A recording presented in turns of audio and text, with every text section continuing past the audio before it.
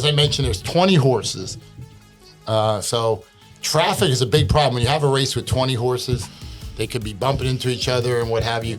The favorite is a horse named Fierceness. His last race, he won the Florida Derby by over 13 lengths. He just crushed the field. Sounds like a good one to me.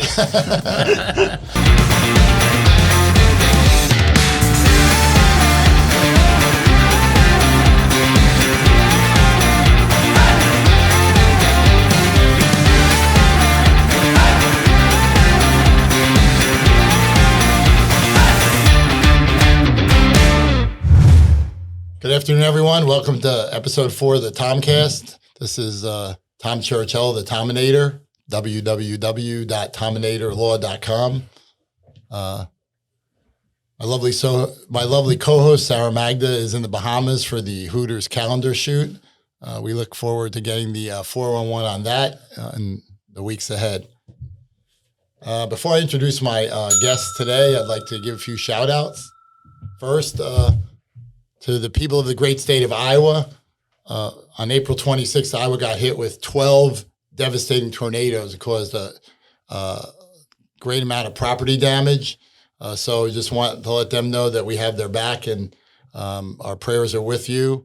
And I plan on being up in Iowa on May 14th to take the oath of attorney in the Iowa Supreme Court. So again, if there's anything I can do, www.tominatorlaw.com. Second shout out goes to the Rolling Stones. They started their tour, I believe, last Sunday in Houston, 16-city tour. For some of the younger viewers, the Rolling Stones were formed in 1962. Amazingly enough, their two principals, Mick Jagger and Keith Richards, are both 80 years old, and they're still out there. I remember in 1981, I was in high school, and the Stones were touring, and everybody's like, you got to go see him. This could be our last chance to see him. The Stones are going to retire. Well, here it is 43 years later, and they're still out there. And for my younger viewers who probably wouldn't even know many Rolling Stones songs, I recommend an album called Hot Rocks 1964 to 71. 21 tracks on that album, just hit after hit after hit. And I find some musical groups, I won't badmouth any other acts, they don't necessarily stand the test of time. Like, they're big at the time, maybe disco groups or doo-wop groups from the 50s.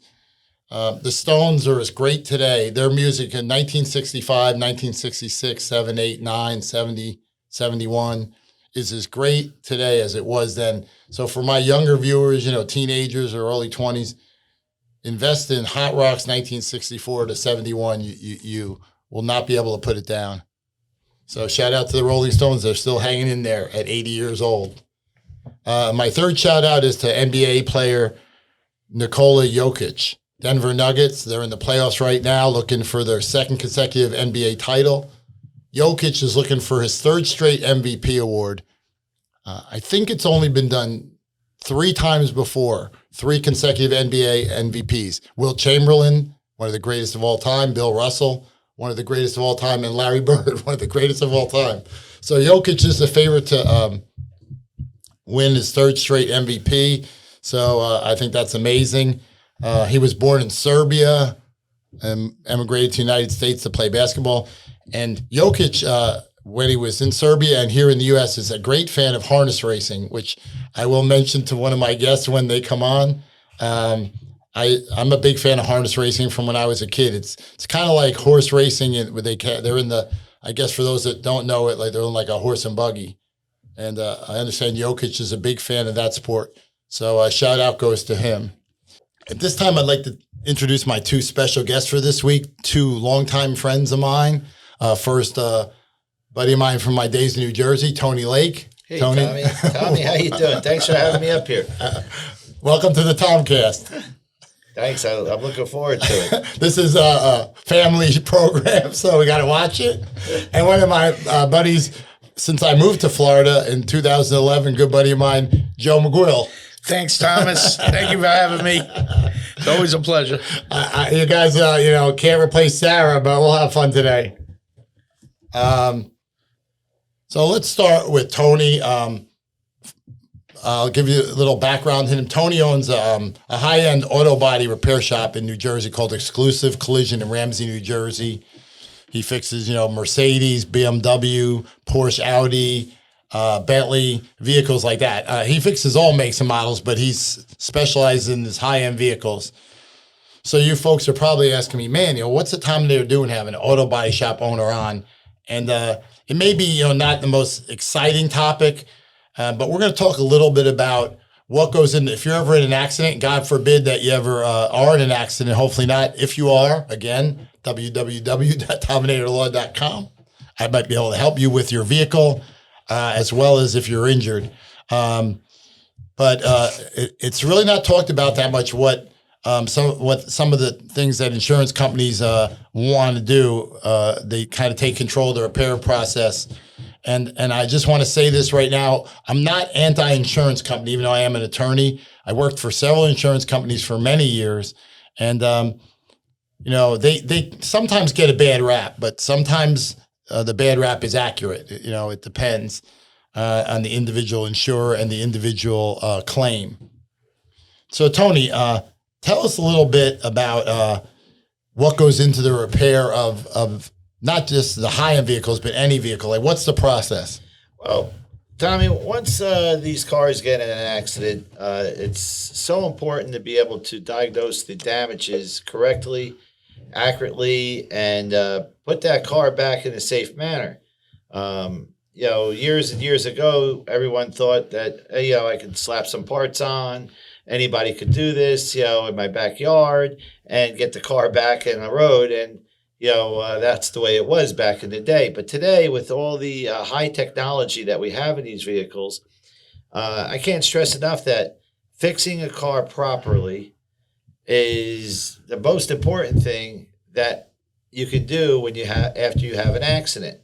I like to say that most of the people that are driving cars and they get in accidents and stuff like that, their main thing is safety most of their lives. I always say people get babysitters and all the time they're checking out who the babysitter is, who this is, and they want their kid safe. Well, you're putting that kid in a child seat in the back of your car after you had an accident. They don't check. They don't care. They don't know. They just assume the insurance company sells them a bill of goods that they have these shops that are network shops and they can go there and they guarantee the work and all these nice things. They make it sound like Christmas is coming in after the accident, and that's not true. It's these shops that are fixing these cars. Most of them that are what they call direct repair shops or referral shops by the insurance company are working for the insurance company, not the consumer who crashed the car. They could care less about the consumer. So that's the first thing about it. I guess for most people, after their home, the car is probably the largest investment they'll ever make. Correct.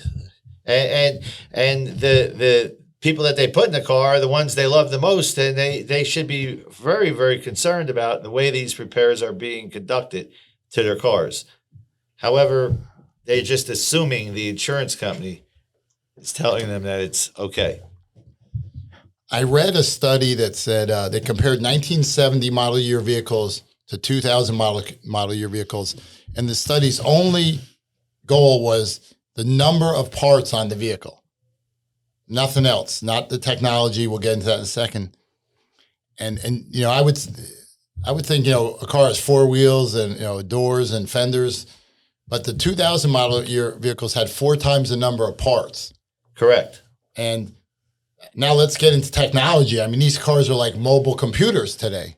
They're computers on wheels is what I call them. It's amazing that the stuff that they keep coming out with. It's way over driven with the technology in these cars, and quite frankly, the manufacturers keep putting them out there, and the technicians can't keep up with what's going on. So you have a big problem in that area too. Now, my understanding is most automobile manufacturers, or many of them, offer certification programs for collision repair shops. Is that right? Yes. Started back in 2010 is when this started, and it's grown to every manufacturer now. They've all kind of gotten into that realm of we need a certified collision repair shop, and it's something that is necessary to fix the car properly, to get the right repair procedures and the tools and the training to fix these cars. I would think whatever vehicle you own, whether it be a Honda or a Mercedes or a BMW, you'd want to get it repaired at if it's a Honda certified shop, or if it's a Mercedes certified shop. Yeah, you would think that. However, the way the system works is once you get in an accident, the first call you make is to your insurance company.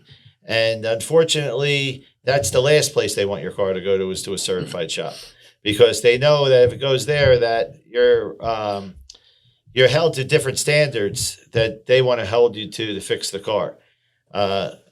Simply put, one day an insurance company came in when I was a direct repair shop back in the day, before I saw the wrongs of it. A re-inspector came out to look at the car. I won't name the insurance company, but he came out to look at the car, and he started questioning the repairs that were being made to the car. And I just looked at him. I said, "Really? Are you kidding me?" And he said, "Well, we have to have a heart-to-heart talk. You don't understand what this program is about." And I said, "I really don't." He says, "We want our cars fixed as cheap as possible." And I said, "Wow, I want to put you on the screen with me right now. I've been looking for you because I've been saying this for years. That's what you wanted to do. I want to fix them as good as possible and as safe as possible, but you keep telling the customers to come to these places so you get them fixed as cheap as possible." Well, that's not what you tell them when they get in an accident. Now, I suppose the cynic watching this broadcast would say, well, you want to get paid more. Isn't it true that you don't necessarily make more money fixing the car the right way? Like if you could do a substandard repair, a shop might make more money profit. Absolutely. I mean, these shops that are fixing cars and making tons of money are doing it the wrong way. They're hiring untrained technicians. They're putting on substandard parts. They're using glue, to put the parts back on the car, fixing things they shouldn't be fixing. And, a good paint job covers up a lot of stuff. But after that car, I'm not so concerned about the car when it gets in the accident, but if it gets in another accident after you fix it is where the concern comes in. Now, you mentioned manufacturer certifications. Like, most shops don't have them. Is that right? Correct. There's only probably about 15% of the shops in the United States that actually hold the certifications to fix the cars. And you don't just apply for it and they say, okay, you're certified. You have to go through a whole process to become certified? Oh, yeah. It's a very stringent process.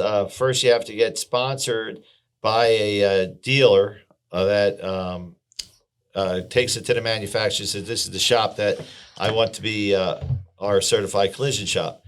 And after that's approved, then you have the OEM manufacturer, whether it be Porsche, Audi, Mercedes, Honda, Hyundai, and they come out with their list of training tools and equipment that are needed to pass their rigorous tests to become certified.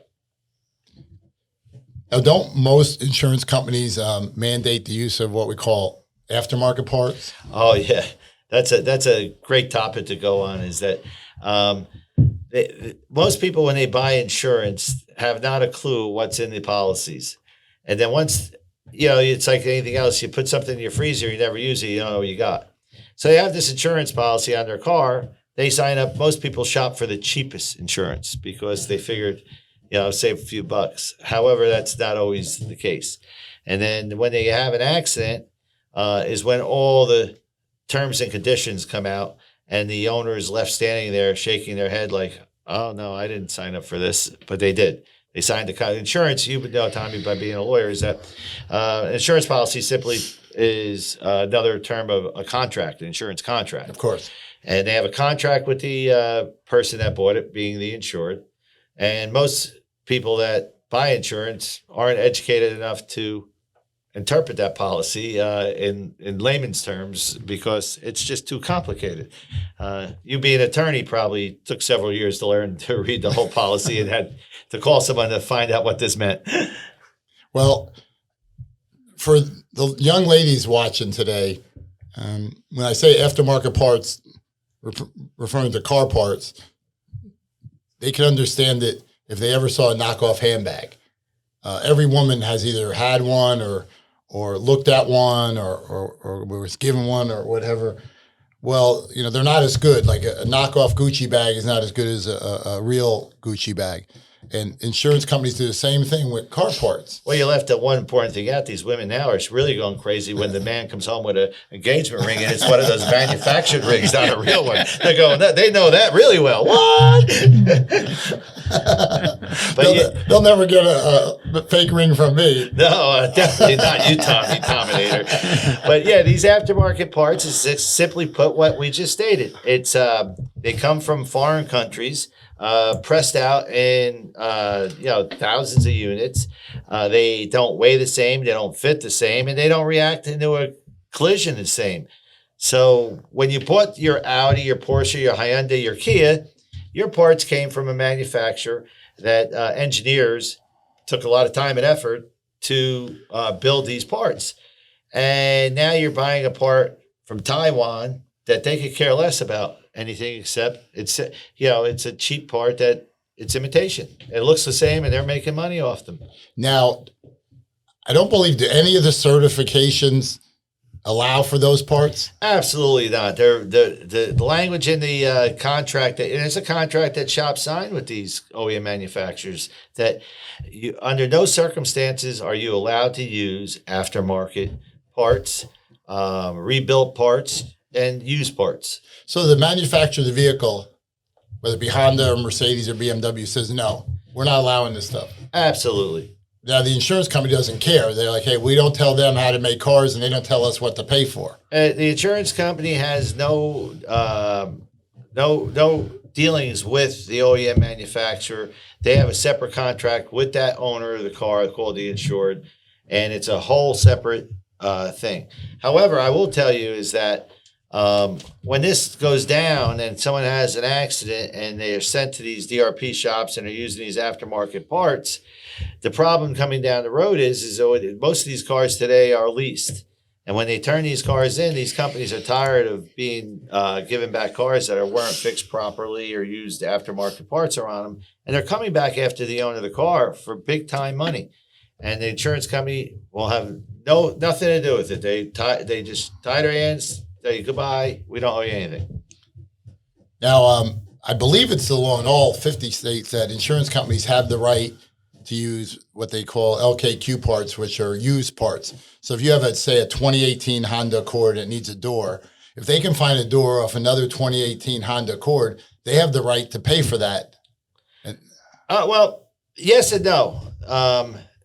In the state of New Jersey where I'm at, it states that if the insurance company elects to take control of the repair, then they can use those parts. But if they don't elect that part of the contract to take control of the repair, then they can't dictate to me, the independent shop, on what parts to use. Unfortunately, when you get into that with an insurance company where we're at in New Jersey, it requires that you get the car owner involved with it. And they're afraid of their insurance company. It's David versus Goliath at that point, and they cave into the insurance company, not realizing what they're doing. And what are some of the problems you encounter? Because I would think if I have a 2018 Honda Accord and it needs a door, they find a good one in a junkyard. How do we know it's good? Well, that's my question to you. What are the problems you encounter with the used parts? Okay, well, first off, you're in Florida, so you guys are very knowledgeable on the hurricane that just came by a couple of years ago, and there was many cars, I'm sure, that were deemed total losses because salt water was engulfed in all these cars. So can you imagine getting one of these used parts up in New Jersey, not knowing it came from Florida? It was in that terrible hurricane that you had a few years ago. It's going to rust. It's not going to perform the same in another crash. So all those different aspects of where the part came from. And they didn't wind up in salvage and I call them junkyards because they were good cars. They wound up in there because they were in floods, accidents, fires, thefts. So this is what you're getting on your car. And when you bought your $100,000 Audi, I'm sure you don't want a flooded headlight or door on your car or hood. Now, it's one thing putting a used or junkyard door on a car, but don't insurance companies mandate even used parts for some safety items? I I didn't say this in the beginning of the podcast, but prior to this, I was an insurance appraiser for 20 years. And for them 20 years, you could not write any type of structural or suspension parts used. They said, no way, you can't do that. So now, here we are in 2024, and it's okay to write a used suspension. It's okay to write a used steering rack. It's okay to write used wheels. When did it become okay? For 20 years, they said no. But all of a sudden, to save a buck, they don't care. Or used trailer hitch. Yeah, used trailer. Oh, God, I just got over one of those. Yeah, they want to use a used trailer hitch for New England that was rusty and bent. And, Nothing against New England there, Joe. Didn't care. For my viewers here, my buddy Joe is originally from New England.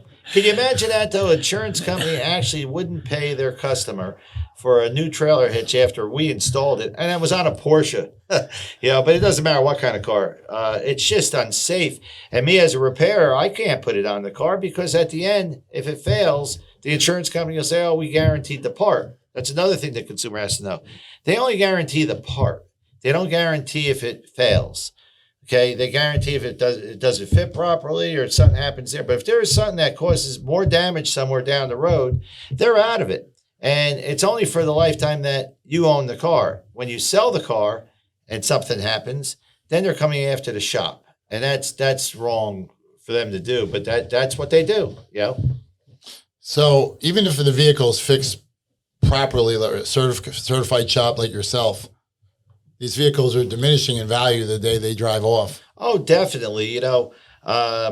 Just the other day, a customer came in with a Lexus. We put a quarter panel on, and you couldn't tell from the outside that the quarter panel was replaced.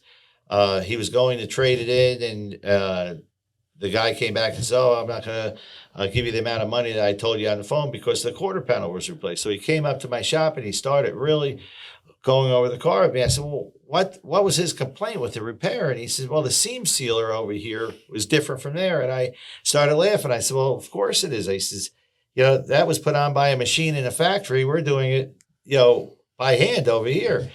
And that's why the guy wanted to take money off your car. And that's where you come in with diminished value. Once a car is in an accident, it's impossible for me to put it back to where it came out of the factory. I can put it into pre-accident condition, but factory condition is another thing. If any of our viewers need assistance with their diminished value claim, again, TominatorLaw.com. I specialize in diminished value claims.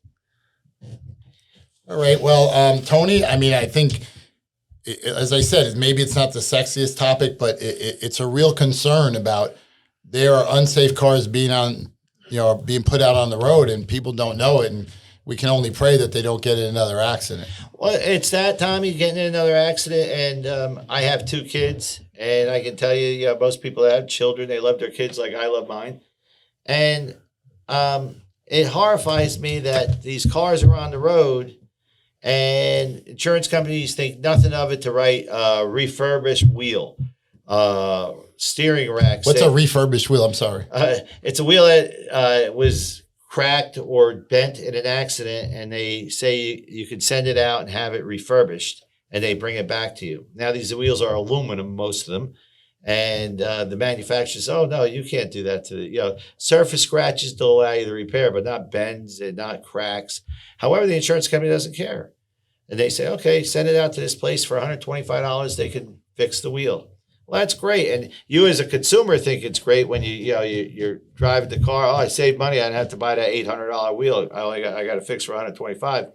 But how are you going to feel if it cracks when you're going down the road and half the wheel goes on the other side of the highway and goes in a windshield with a family of 4 and, seriously injures them? I don't think you're going to feel very well for $600 for that. But that's what insurance companies do. Now, again, I'm not here to bash insurance companies. There are good and bad in every industry. I'm not either, but I like bashing them. But let me ask you this: what percentage of insurance company personnel that you deal with on a daily basis actually know how to fix a car? I'd say probably 2% of the people that come into my shop would have a clue on how to start fixing it, but To high-tech cars, 0%. But they want to tell you what to do. Oh, yeah, I'm never right. I write an estimate on cars. I've written about 75,000 so far, and I've never been right. I'm always wrong. They come in. If I write $15,000 to repair a car, they come in at 10. It happens all the time, and I laugh. They never come out with 16, but it's always less. How can you be wrong all the time? I don't know. And I've only gone to every certification class, training, ICAR, ASA. Yeah. So I just don't know. I'm miffed by that one. But, you just shake your head and you do the best you can in the industry to make sure everybody's safe, That's right. So, Tony, when I was a kid, if you got in a car accident, like the insurance company would send like an adjuster either to your home or work, and the guy would look at your car and write an estimate, and you would take it to a body shop. My understanding is that's not the case anymore. Correct. Since COVID, the insurance companies learned how to cut their costs significantly. And another, I call it a scam by them, is that they tell the customer now, they send them an app, and they tell them to take pictures, send them the pictures, and then they write an estimate from the photos. Anybody out there that watches this and does that, you are totally, totally not doing yourself any good thing by that. They write on a car that normally has $10,000 worth of damage, they would write $1,500 and hope you don't fix your car. Now, just think about all the cars you see that are damaged driving down the road. That's probably a good portion of these cars. The people took the check, needed the money to pay their rent, buy some food for the kids. It happens. And the insurance company wins big on those. So this photo estimating thing is totally ludicrous what's going on. Yeah, you would think. And there's more accidents as the cars aren't made right. Yep. So the insurance company wins on that too. Win on it. Win-win for them. And they don't have to pay. They don't have to pay employees. And I'll tell you, it's really something how these states allow this to go on. I do think it's illegal in some places, not many, but I think there's a few states that don't allow what they call photo estimating. You have to actually send the representative to look at the car, but not many. Well, I haven't been to that state yet. And, you imagine this. You got some guy from Chicago calling you up and telling you in New Jersey how to fix the car when you do the photo estimate. And you call them up to try and negotiate with them after they wrote the first estimate. Yeah. And you do this 6-7 times with them. It's a rigorous process that if you get in an accident, demand someone come look at your car. And half the time the photos don't cover the damage cost. Yeah. I totally agree. Well, for our viewers out there, just be careful if your car, God forbid, does get in an accident, that you want somebody, whether you're auto body shop owner or an attorney or somebody in your corner. And no one better than you, Tom, because you were in the insurance industry and you understand these people. Yep. So the Tominator law is the place to go. I appreciate that. That is the law. Nothing but the law. All right. Well, really good talk. We're going to switch gears a little bit now. This Saturday is the Kentucky Derby. For those who don't know, the Kentucky Derby is a horse race. This is the 150th running of the Kentucky Derby. First race was 1875, and it's always held on the first Saturday in May, whether that be May 1st or May 8th. Two exceptions: in 1945, World War II was going on. They moved it to June. And during COVID, I think they had it in October, I want to say, because, COVID restrictions, they couldn't have it the first Saturday in May. They call it the Run for the Roses because the winning horse gets draped with a bed of roses. It's a race for 3-year-olds. For those that don't follow horse racing, these are really young horses. Like, horses start racing for the first time when they're 2 years old. So when they're 3 in May, they're really young horses. I mean, there's a horse in the race on Saturday that's only run 3 times in his life. So, and the race is 1.25 miles in distance. No horse in the race has ever run that far before. So it's a very stressful thing on these young horses. They're running 1.25 miles for the first time. 150,000 fans there. So, these horses are like, what's going on here? You got 150,000 people screaming and yelling, all drinking. Just for those who don't know, the drink of the Kentucky Derby, the official drink, is what's called a mint julep. Very popular drink in Kentucky. Bourbon, sugar water, ice, and mint. I'll have a double. Joe will have a triple. We'll be trying those only for testing purposes. We'll be trying those out on Saturday. Good Irish drink. All right. They got 20 horses in the race, which is a lot of horses for a race. There's a lot of bumping, traffic problems. But I know, Tony, you've been to the Kentucky Derby? Yes, I've been there a bunch of times. I love going down there. I know, Joe, have you ever been to No, Kentucky? I have not. But you've seen it on TV. Yes, I have. It really is, I think I mentioned it in one of our prior episodes, what it's called the slice of Americana. Like, the women wear these, like, flowery dresses and these big floppy hats. Guys, all of their hats. Everybody's wearing hats. Maybe I would fit in better there. Here. And they sing "My Old Kentucky Home" before the race. Like, I guess it's the song of Kentucky. A ton of celebrities going to be there. I'm waiting for Jennifer Aniston to call and ask me to accompany her. Maybe there's still time. Well, there's one that can't make it this year. OJ. OJ, yeah. OJ won't be there this year. He won't be there this year. I know in the past, like I've seen Tom Brady there, Aaron Rodgers, a lot of celebrities, and it's just an American event. Tons of billionaires go there. I think most of the horses are probably owned by billionaires. Even if you don't like horse, there's a lot of people that don't like horse racing nowadays. Like I know some animal rights people think that it's cruelty. Like last year, a lot of horses died up the days leading up to the race, and it is a concern, certainly. When I was a kid, it didn't seem like you had many horses die. It happened once in a while.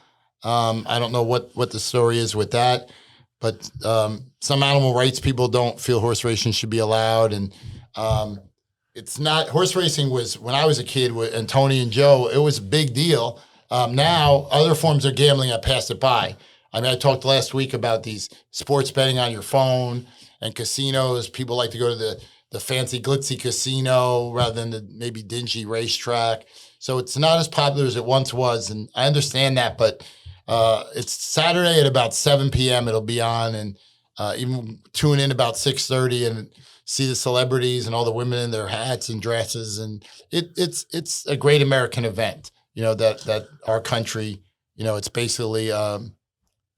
Just our country alone. Like, you don't have anything like this in other countries.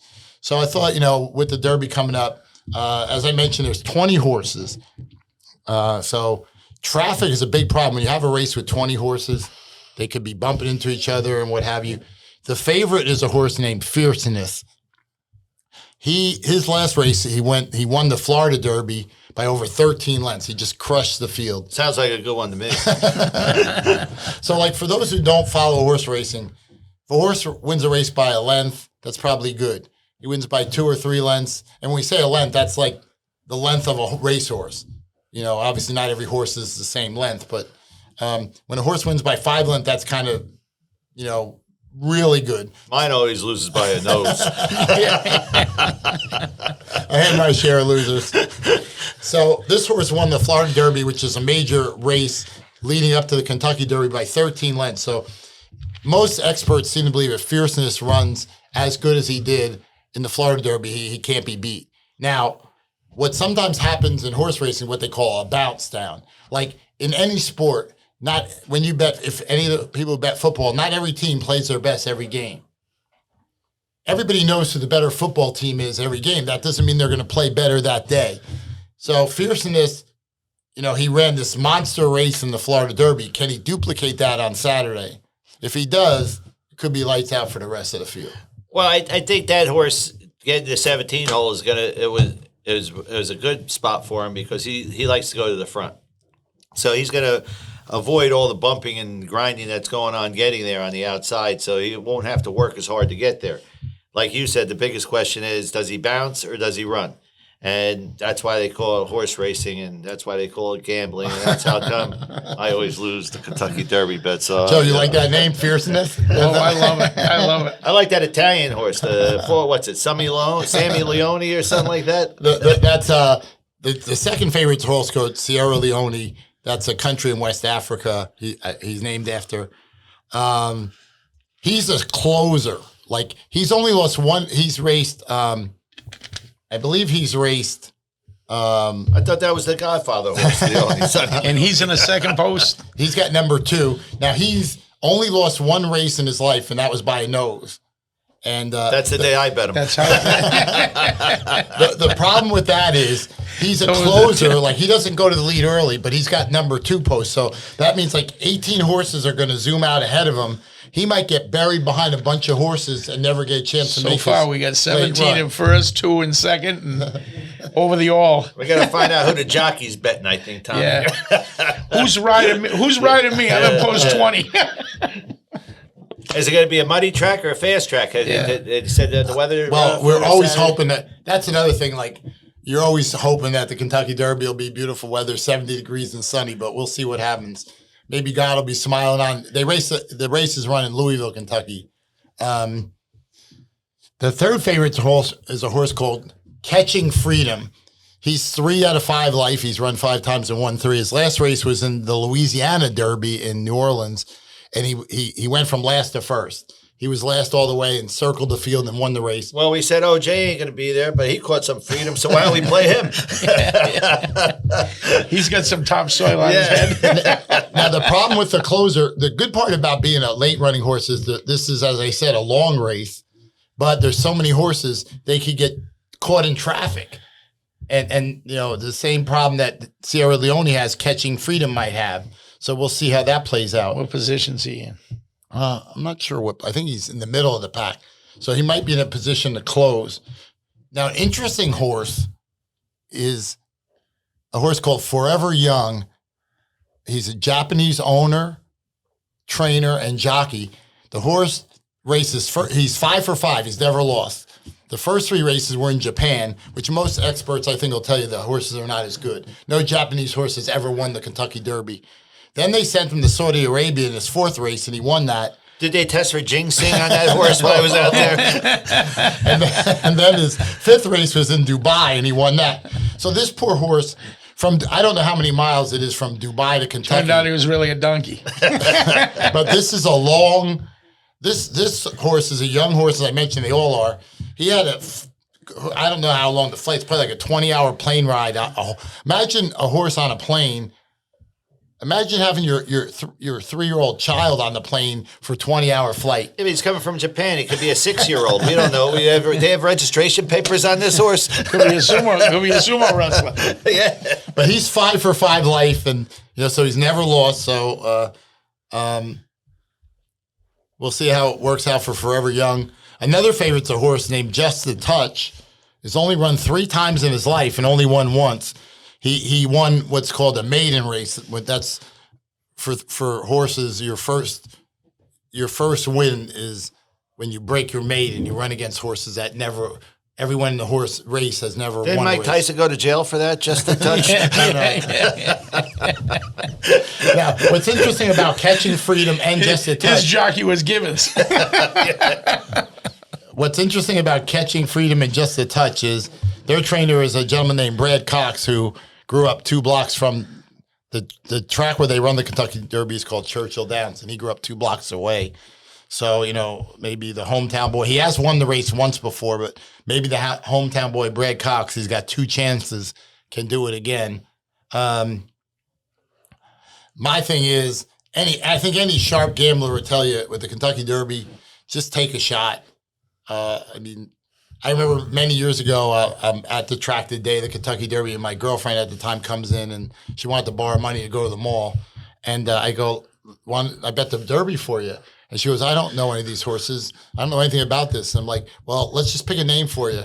And so we're looking at the names, and her name was Linda, and there were nothing to do with Linda.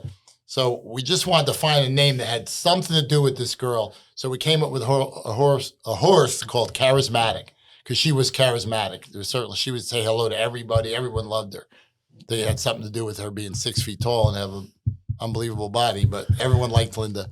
So I bet $100 for her on Charismatic, and she leaves and goes to the mall.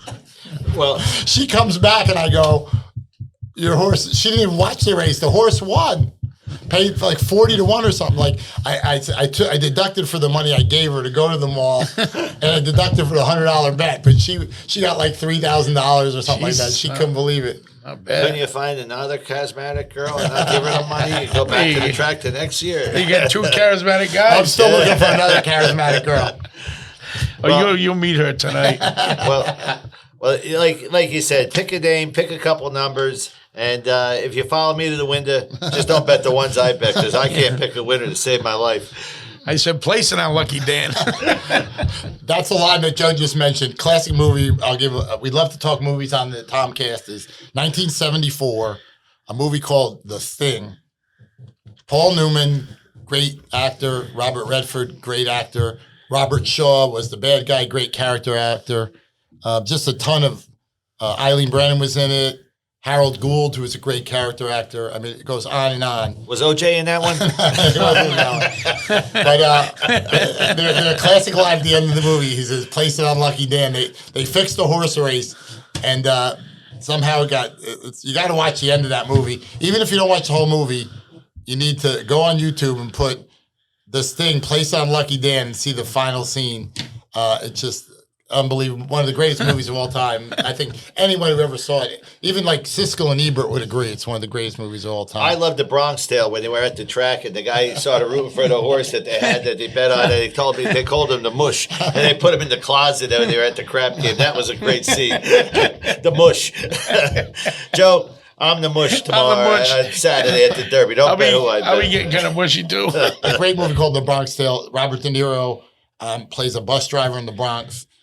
Working class guy. His kid becomes friendly with the local mob boss. So one day they go to Aqueduct Racetrack and they got a Tipman horse named Kryptonite, which for those who follow the comic books is the only thing that could harm Superman. So they all bet all this money on Kryptonite. So this race starts. The horse is ahead by a mile, like halfway through the race. They're like, yes, they have all their money on. Then this bad luck guy they call the Mush because he's a jinx. He walks up and he goes, come on, Kryptonite. And then they're like, rip the tickets up. And then, like, the race isn't even over yet. We're still way ahead. He goes, we cannot win. And sure enough, Kryptonite starts backing up. That was classic. The other one was Easy Money. That was a good one. It was a scene at the track, Pompano Park, with a driver called Frank Popfinger, and it was the Trotters, and he takes his feet out of the stirrups, and he puts them down to the ground, and he starts leaning back, and the horse starts going back to last. Rodney Dangerfield was in that one with, I think, Joe Pesci. Rodney Dangerfield, rest in peace, was a classic actor. He We had could sit here all day just talking about movies from the 70s and 80s. Rodney Dangerfield, the greatest joke that he ever said was, my wife told me, take me somewhere I never was before. He says, try the kitchen. Take my wife, please. Who's that, Joe? The other day, a beautiful girl with a sexy voice said, come on over, there's no one home. I went over, there was no one home. All right, this is a family program, folks. So hopefully next week the lovely Sarah will be back. If not, we'll have another guest star. And want to thank you all for watching episode 4 of the TomCast.